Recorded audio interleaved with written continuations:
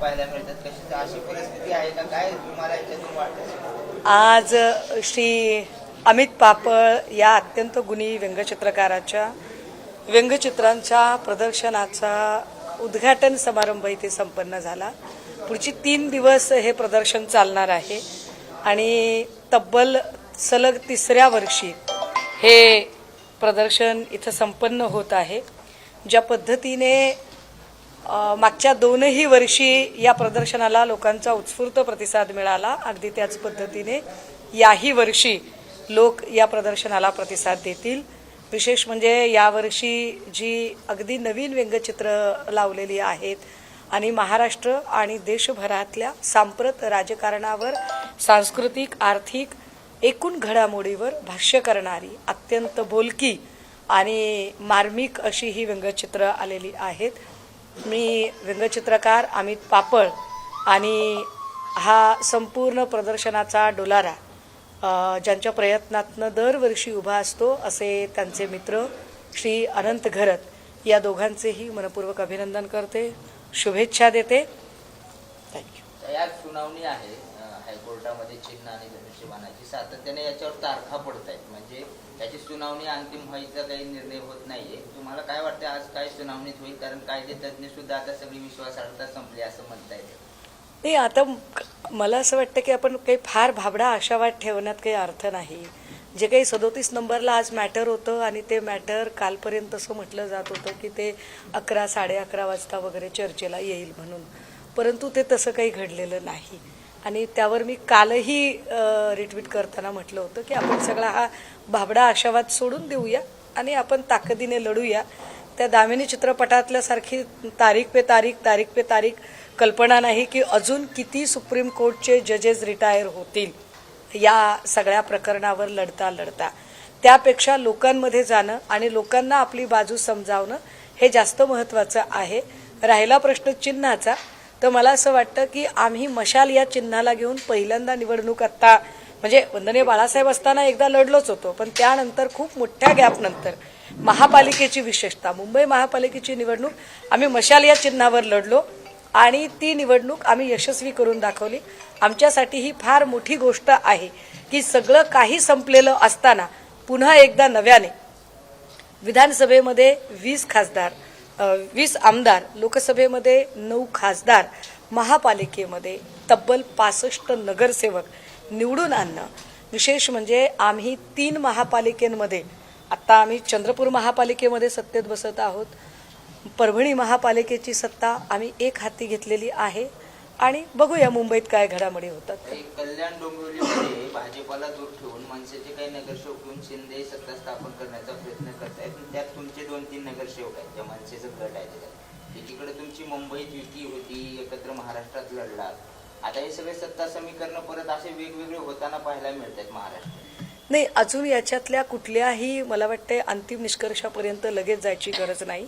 पण एक नक्की आहे, एकनाथ शिंदे असतील किंवा श्रीमान अजित पवारजी असतील, दोघांनाही ही गोष्ट पुरती कळलेली आहे की भाजपा वापरते आणि फेकून देते.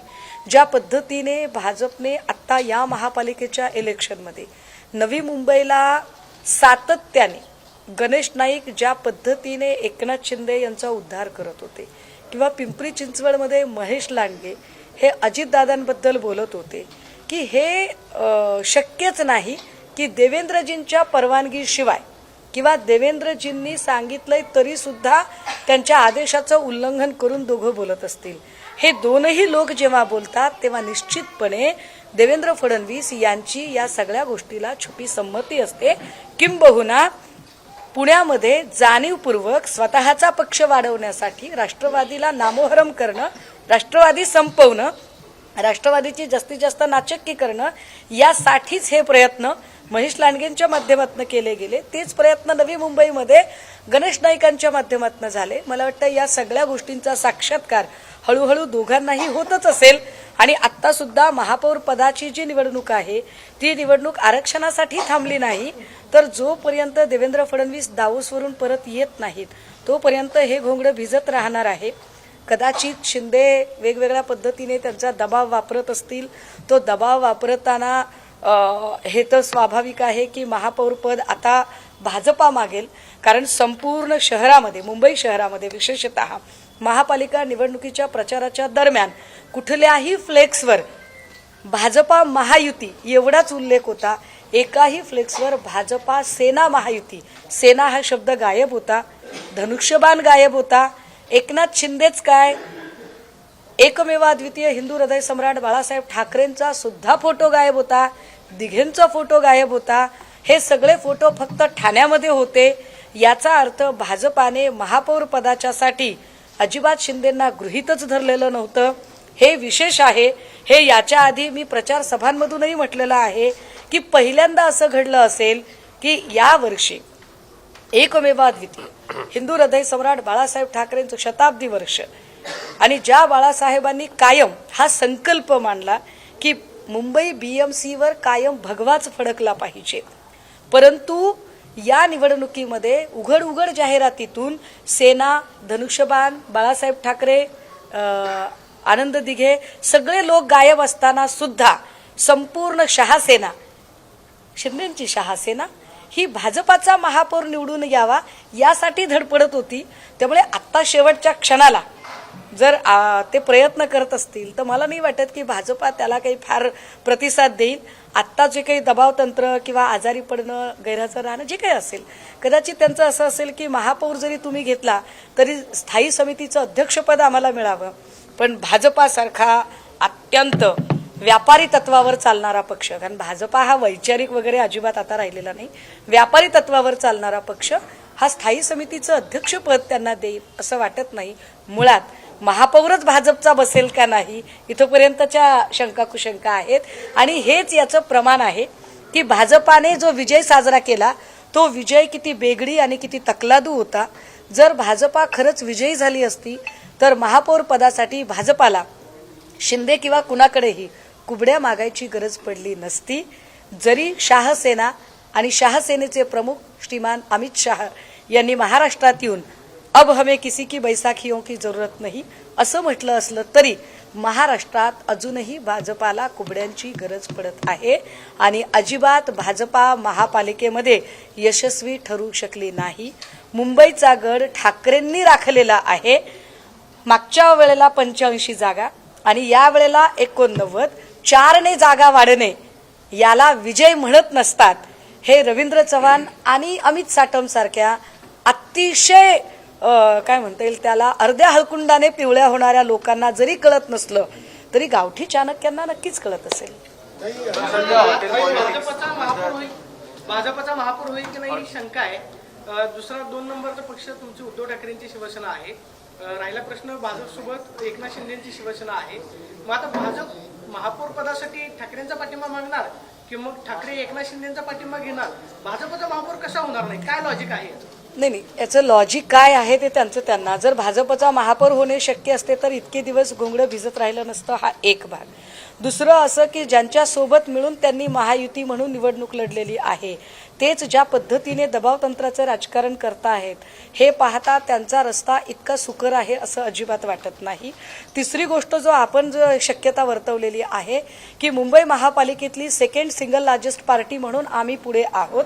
मग आमचं काय, तर आम्ही आमची भूमिका फार स्पष्ट केलेली आहे की दोनही पक्षांनी म्हणजे विशेषतः शिंदे वगैरे काय कोणीतरी म्हटलं की आमच्या संपर्कात आहेत वगैरे, काही लोकांनी मला त्या सगळ्यांची नावं माहिती आहेत, कुणी कुणाला फोन केले ते माहीत आहे की टेबल न्यूज चालवण्यासाठी कुणी कुणी प्रयत्न केले ताज हॉटेलमधनं की हा नॉट रिचेबल आहे का, तो संपर्कात आहे का वगैरे सांगण्यासाठी.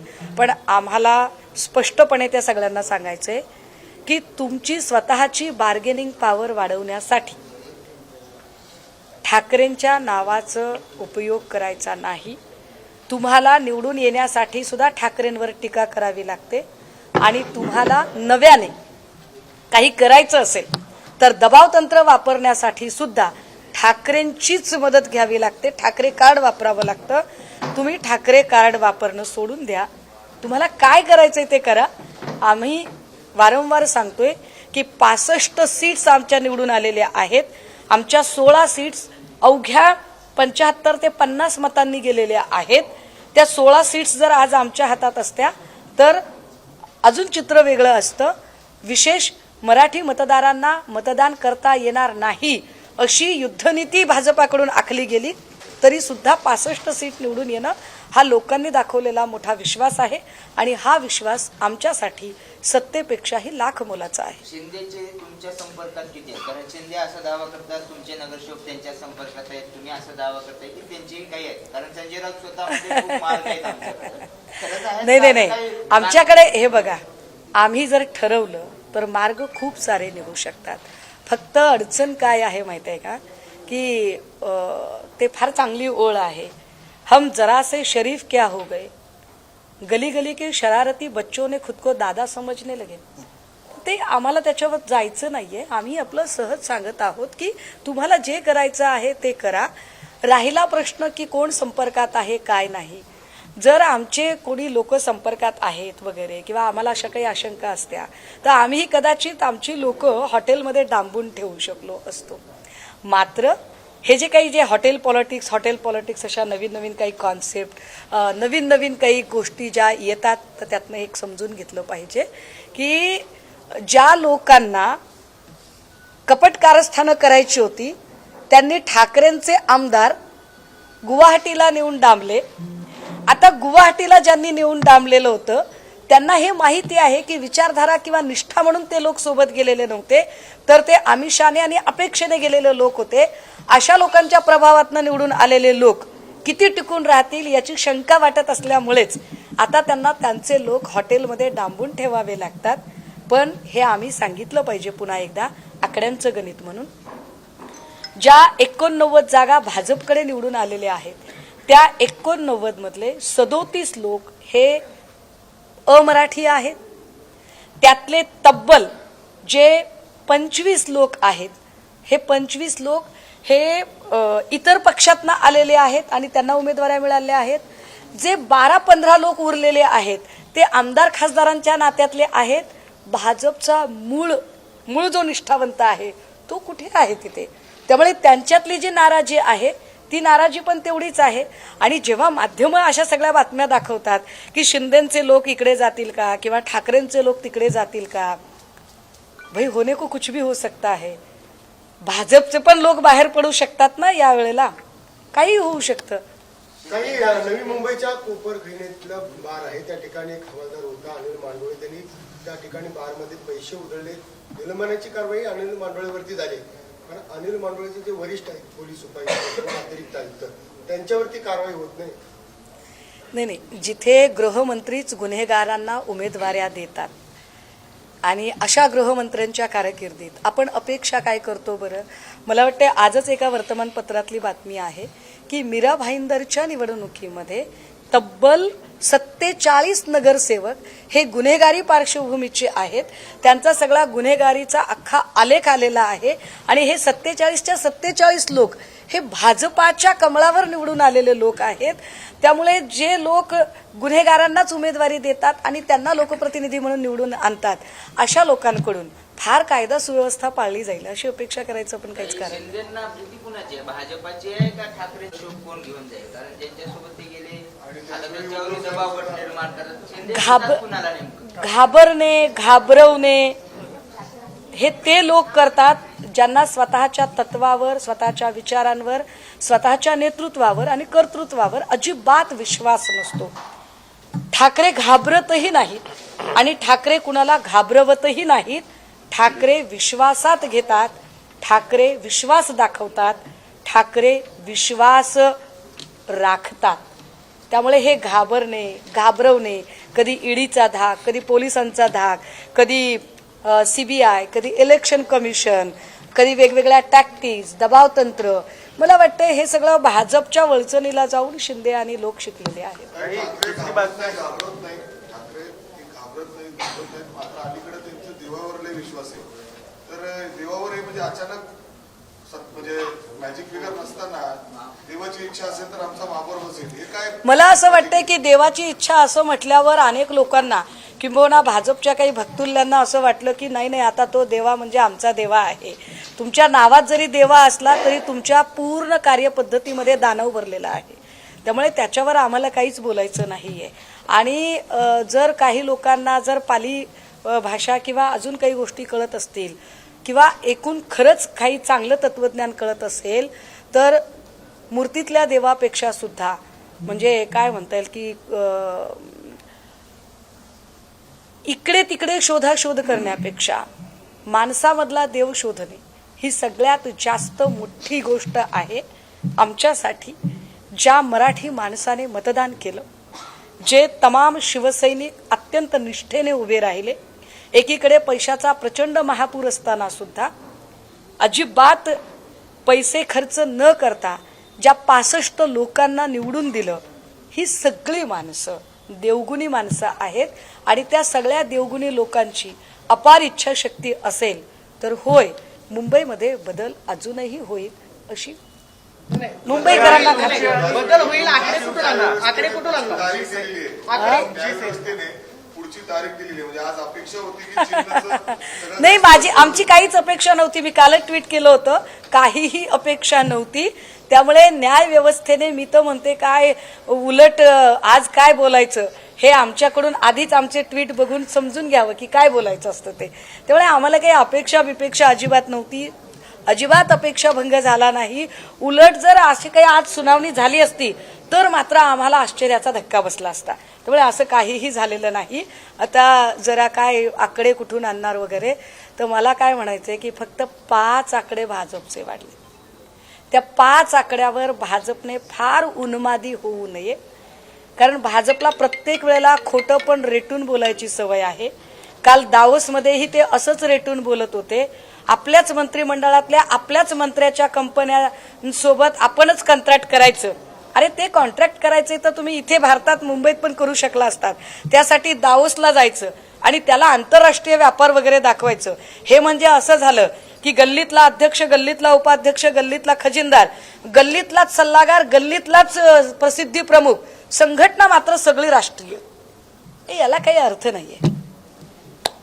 जिल्हा परिषद निवडणुका आहेत. महानगरपालिकेमध्ये तुमच्या पक्षाला म्हणावं तसं यश मिळालं नाही कुठेही, म्हणजे महाराष्ट्रात इतर ठिकाणी जरी पाहिलं तर. आता हे सगळ्या निवडणुका कसं लढणार मी आहेत? पुन्हा एकदा सांगितलं पाहिजे, आम्ही राखेतनं उभे राहतोय आणि उभे राहून दाखवतोय.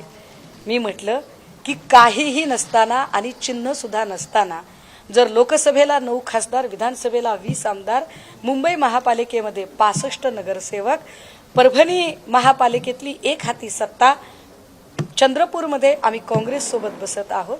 अगदी त्याच वेळेला अनेक ठिकाणी आम्ही सेकंड सिंगल लार्जेस्ट पार्टी म्हणूनही उभे आहोत आणि अजून आम्ही लढतोय.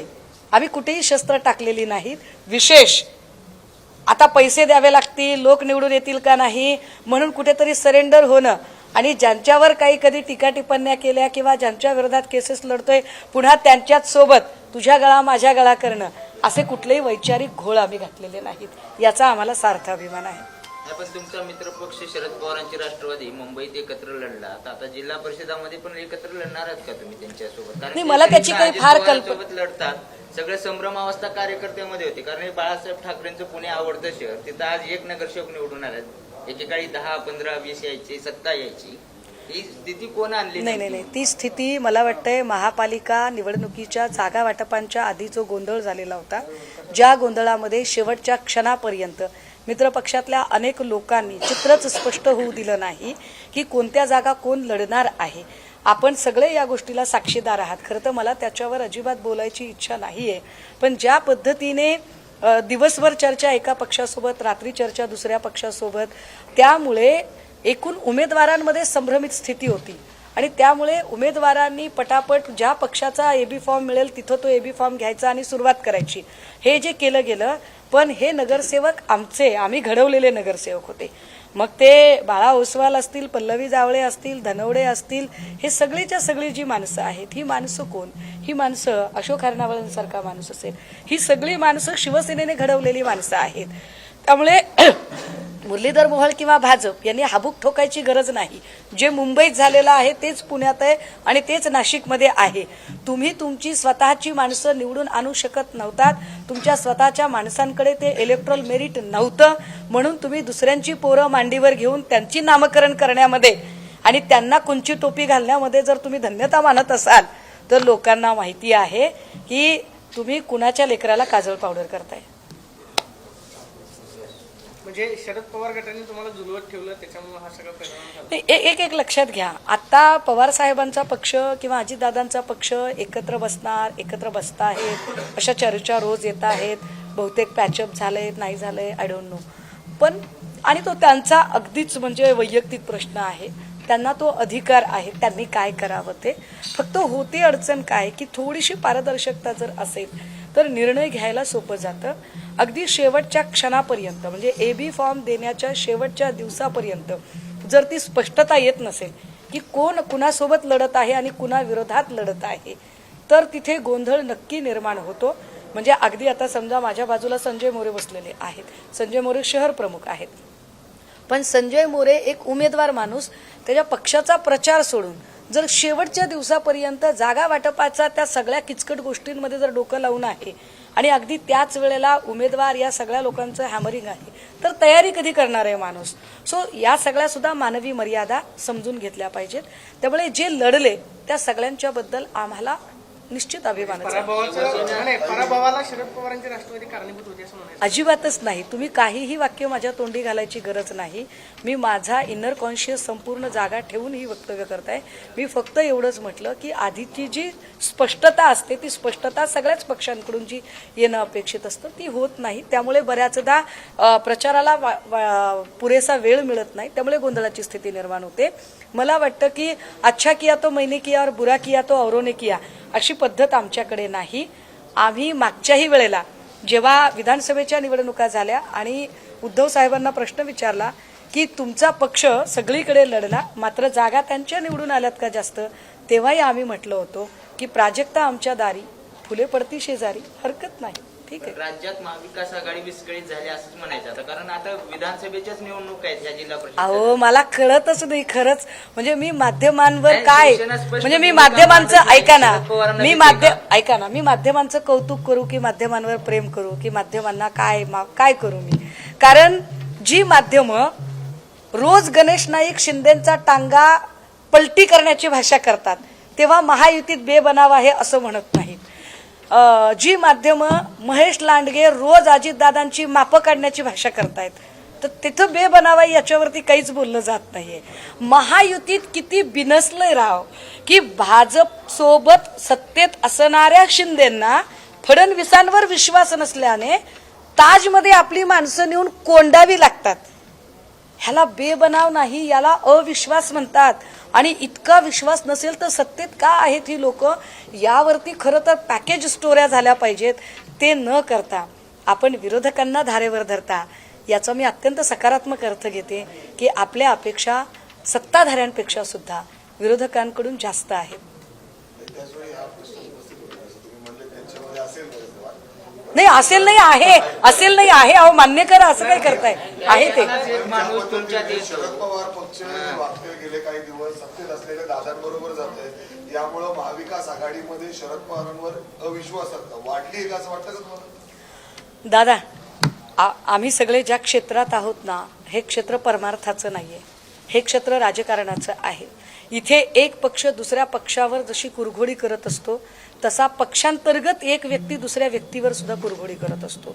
प्रत्येकाला इथे सत्ता हवी असते. त्यामुळे अगदी युती आघाड्यांमध्ये असणारे पक्ष सुद्धा स्वतःला कशा जास्तीत जास्त जागा मिळतील किंवा स्वतःला कशी जास्तीची सत्ता मिळेल यासाठी प्रयत्नशील असणं वावगं नाही, कारण क्षेत्रच तसं आहे. आता या सगळ्यांमध्ये आपले जे काही प्रश्न आहेत की त्यांनी विचारधारा सोडली का किंवा अजून काही का, तर मला असं वाटतं की हे प्रश्न बेटर वे ते त्यांना विचारणं जास्त चांगलं. कारण त्या सगळ्या प्रचाराला लीड कोण करत होतं, तर मला वाटतं त्या आदरणीय खासदार सुप्रियाताई सुळे करत होत्या. सो आणि त्यांनी तेव्हाच सांगितलं होतं की I will lead the campaign. So या निकालाचं नेमकं काय कॅल्क्युलेशन्स त्यांचे होते किंवा आहेत किंवा काय आता झालेलं आहे या सगळ्या संबंधाने मला वाटतं माझ्यापेक्षा सुद्धा जास्त चांगलं सुप्रियाताई त्याची उत्तरं देऊ शकतील. ठीक आहे, सरांचं काय कसं बघता या तुम्ही अपेक्षित होतं ते? सर्वप्रथम मी सांगतो की मला इथे कार्टूनच्या चित्रांच्या प्रदर्शनाच्या उद्घाटनासाठी ताईंसोबत बोलावलेलं होतं. त्यामुळे ही काही राजकीय सभा नाही आहे. पण मला इथे त्यांच्यासोबत बसवलं ही चांगलीच गोष्ट झाली, मला सगळं ऐकायला मिळालं.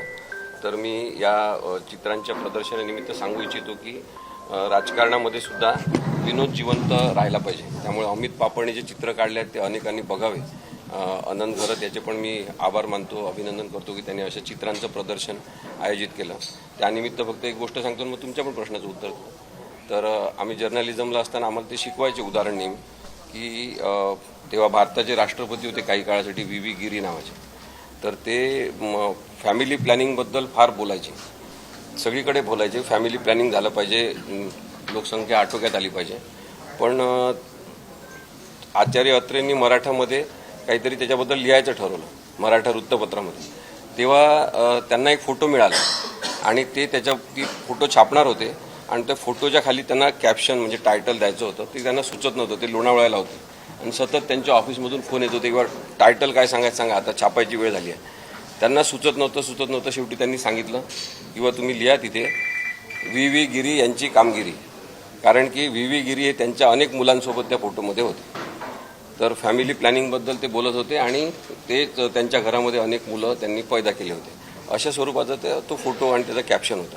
आता याच्यात महत्त्वाचं हे आहे की विरोधाभास जो आहे राजकारणातला, जो आता ताईंनी पण सांगितलं, मी तो सांगणार होतो की जर इथेच सगळे करार होऊ शकतात, म्हणजे तो लोढाचा मुलगा मंगल प्रभात लोढाचा मुलगा इथंच राहतो त्यांच्या घरापासून 15 मिनिटाच्या अंतरावर देवेंद्र फडणवीस, मग तिथे जाऊन कॉन्ट्रॅक्ट करायचा काय संबंध आहे. तर डावस नावाची जी धूळफेक आहे त्याच्यामध्ये खूप मोठा विरोधाभास आहे. मग हे जे अनंत सारखे लोक आहेत, अमित पापडसारखे, ते लोक चित्रकाराच्या माध्यमातून चित्रकलेच्या माध्यमातून ह्या सगळ्या गोष्टी टिपतात आणि मांडतात. तर त्या चित्रामध्ये खूप मोठी ताकद असते. त्यामुळे अभिव्यक्ती स्वातंत्र्यावर गदा येत असताना या चित्रांचं प्रदर्शनाचं उद्घाटन झालं, याचं मी सगळ्यात पहिले अभिनंदन करतो. दुसरं, त्यांनी जो प्रश्न विचारला आहे अजून काही तारीख व्हायची आहे सुप्रीम कोर्टामधली, आज तारीखच होणार आहे. सुषमा स्वराज यांचे पती कौशल, त्यांचं नाव आहे ना, स्वराज यांचं निधन झालेलं आहे. ते चांगले प्रतितयश वकील होते, त्यामुळे त्यांना श्रद्धांजली वाहण्याचा कार्यक्रम आज सर्वोच्च न्यायालयामध्ये होता. आणि 1 वाजतापासून अरवली पर्वतरांगांच्या संदर्भात जो एक पर्यावरण विरोधी निर्णय सर्वोच्च न्यायालयाने दिला, त्या संदर्भात पुनर्विचार याचिकांची सुनावणी होणार आहे. त्या विशेष न्यायालयाचं कामकाज 1 वाजतापासून आहे. त्यामुळे शिवसेना पक्ष आणि धनुष्यबाण चिन्ह पक्षचिन्ह याची सुनावणी ही लांबणीवरच पडणार आहे. अजून तारीख व्हायची आहे, 15-20 मिनिटात तारीख काहीतरी दिली जाईल. लवकर तारीख मागण्याचा प्रयत्न सुरू आहे.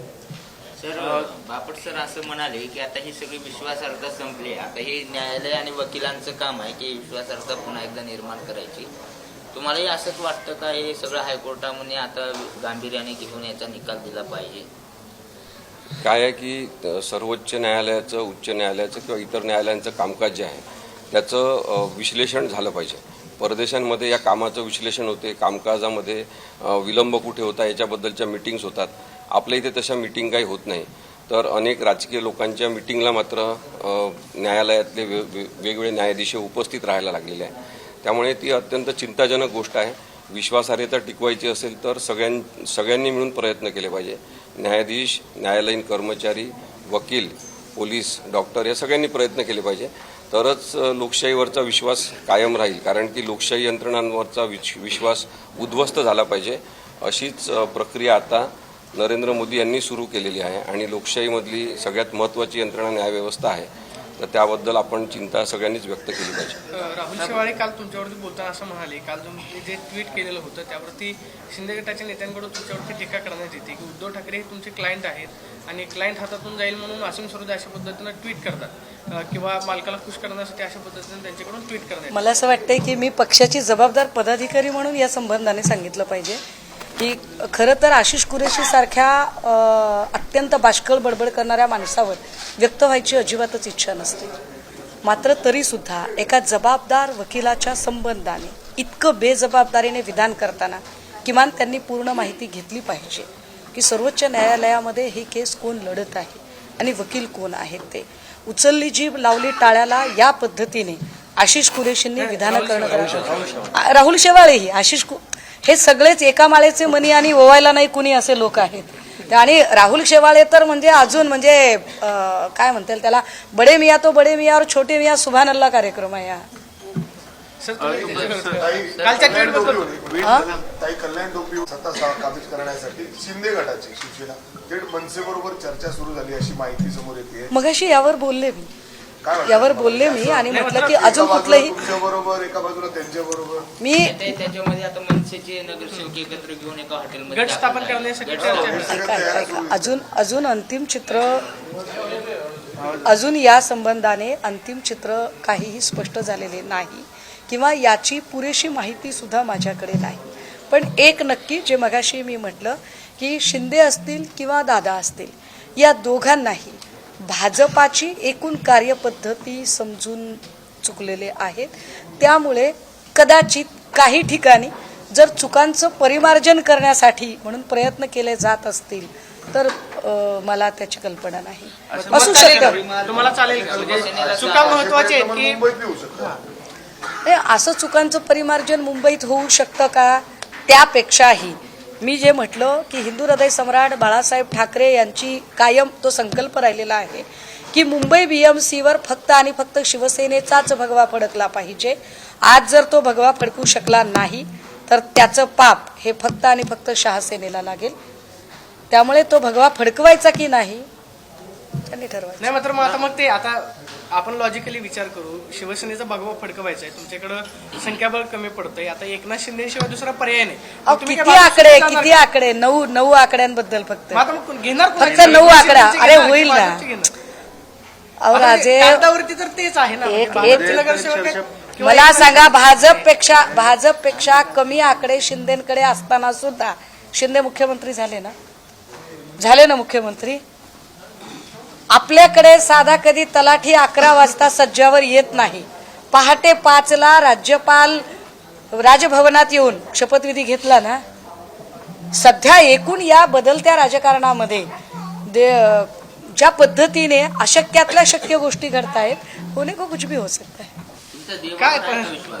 देवावर विश्वास आहे का? असं कोण म्हटलं की माझा देवावर विश्वास नाही नाही, वगैरे. म्हणजे माझा मी महापौर पुन्हा होण्यासाठी माझा तुम्ही- कुठल्याही अंधश्रद्धांवर विश्वास नाही. मी खूप वस्तुस्थितीला धरून बोलणारी आहे. माझा कर्मकांडांवर विश्वास नाही. मी कुठल्याही कर्मठ रेडे कापण्यावर माझा विश्वास नाही. बळी देण्यावर विश्वास नाही.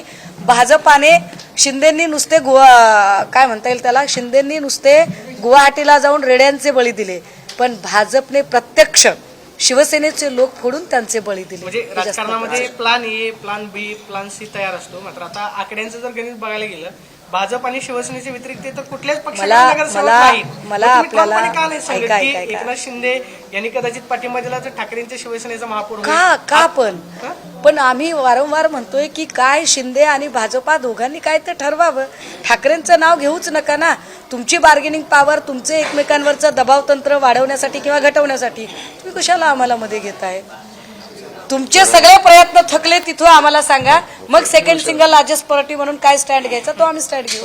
तर ते राहुल शेवाळेंनी जे वक्तव्य केलेलं आहे ते बिंडोकपणाचं आहे असं माझं स्पष्ट म्हणणं आहे. जेव्हा सुप्रीम कोर्टात एखादी केस असते की नाही तेव्हा एक वकिलांची टीम असते आणि त्याच्यामध्ये सिनियर काउन्सिल म्हणून कपिल सिब्बल सर हे आर्ग्यू करत असतात. त्यांच्यासोबत इतर वकील असतात. आम्ही त्यांना फक्त आदल्या दिवशी जाऊन ब्रीफिंग करणं हे आमचं काम असतं की काय काय झालेलं आहे, काय घडामोडी झालेल्या आहेत, नवीन कागदपत्र काय ही 23 जानेवारी आली तारीख. ही माहिती देण्याची फक्त आमची जबाबदारी असते आणि त्याच्यानुसार आता 23 जानेवारीला ही सुनावणी ठेवलेली आहे. त्यामुळे 23 जानेवारी शुक्रवारी ठेवलेली आहे तेव्हा होईल ती सुनावणी. पण मी हे मुद्दाम सांगतो आज आपण प्रश्न विचारला म्हणून उद्धव साहेबांनाही आपण हे विचारू शकता. मी आतापर्यंत या केसची फी म्हणून एकही पैसा उद्धव साहेब ठाकरे यांच्याकडून घेतलेला नाही आणि मला पैशांची अपेक्षा सुद्धा नाही कारण की संविधानासाठी हा विषय महत्त्वाचा असल्यामुळे मी त्यांच्यासोबत आहे हे वारंवार मी सांगितलेलं आहे. आणि माझ्या वकिली ज्ञानाचा जर त्यांच्या संविधानिक मुद्द्यासाठी आणि मूळ शिवसेनेसाठी फायदा होणार असेल तर मला त्याचा आनंद होईल. आणि सुप्रीम संख्याबळ कोर्ट- त्यांच्याकडे तसं वाटत नाही का की निकाल आणि आतापर्यंत जे लागलेले आहेत आणि त्यांच्याकडे असणारं संख्याबळ याच्यावर काय फरक पडेल या निर्णयावर किंवा निकालावर? खूप मोठा फरक पडेल. म्हणजे मी कालही सांगितलं की शिवसेना जी पळवलेली आहे एकनाथ शिंदेंनी ती शिवसेना अनाथ होईल आणि मूळ शिवसेनेमध्ये सगळ्यांना जाता येईल असा मार्ग सुद्धा मोकळा होईल. एकतर एकनाथ शिंदेंना भाजपमध्ये जावं लागेल आणि मी कालही सांगितलं की एकनाथ शिंदेंच्या पक्षाची ओळख ही महाराष्ट्रातल्या अमित शहांचा पक्ष अशी आहे त्यामुळे भाजपला, महाराष्ट्रातल्या भाजपला अमित शहांच्या या एकनाथ शिंदेच्या पक्षाचं ऐकावं लागते, त्यांच्यासोबत युती करावं लागते, भांडणं झाले तरी जुळवून घ्यावं लागते. हे सगळं राजकारण पण आहे. त्यामुळे मला तुम्ही तो राजकीय प्रश्न विचारल्यामुळे मी सांगतोय तुम्हाला. परंतु जर निकाल झाला 23 तारखेला, आता ही केस ठेवलेली आहे, सुनावणी होणार आहे, आणि जर निकाल झाला तर तो उद्धव ठाकरेंच्याच बाजूने होणार, कारण की संविधान आणि कायदा त्यांच्या बाजूने आहे. अशा वेळेस एकनाथ शिंदेंची पळताभुई थोडी होणार आणि त्याच्यातले बरेच जण हे उद्धवसाहेब ठाकरे यांच्याकडे येणार आणि त्याच्यामुळे मग आता ताईंनी जे सांगितलं ते संख्याबळाचे सगळेच मुद्दे बऱ्याच ठिकाणचे सॉल्व्ह होणार. एक्झॅक्टली. बिनविरोध संदर्भात तुमच्या याचिका दाखल झाल्या होत्या. आता पुण्यामधून सुद्धा नोटाला जास्त मतदान झालेलं पाहायला मिळते. 2 लाखापेक्षा जास्त मतदान नोटाला झाले. लोकांची पसंती, लोकांचा विश्वास हरवला असं वाटतं आता? नोटा एक एक्सप्रेशन आहे, एक अभिव्यक्ती आहे लोकांची की त्यांचा या राजकीय व्यवस्थेवर आत्ताचा विश्वास राहिला नाही. तो विश्वास मजबूत झाला पाहिजे म्हणून निदान ते त्या मतदान यंत्रापर्यंत जाऊन मतदान करत आहेत की यापैकी कोणी लायक नाही असं सातत्याने सांगण्याचा प्रयत्न करत आहेत. त्याचा आदर करणारी यंत्रणा निवडणूक आयोगाने ठरवली पाहिजे. कारण की काय होतं, त्या नोटाच्या मतांची ना मोजणी झाली तरी त्याची काही बेरीज वजाबाकी कशामध्ये होत नाही, कशामध्येच त्याची दखल घेतली जात नाही. हे चांगलं नाही. म्हणजे तुम्ही केवळ दिखाऊ जे बटन तिथं दिलेलं आहे त्याची जे आकडे त्याच्यामधून येतात त्याची कुठेतरी मोजणी झाली पाहिजे.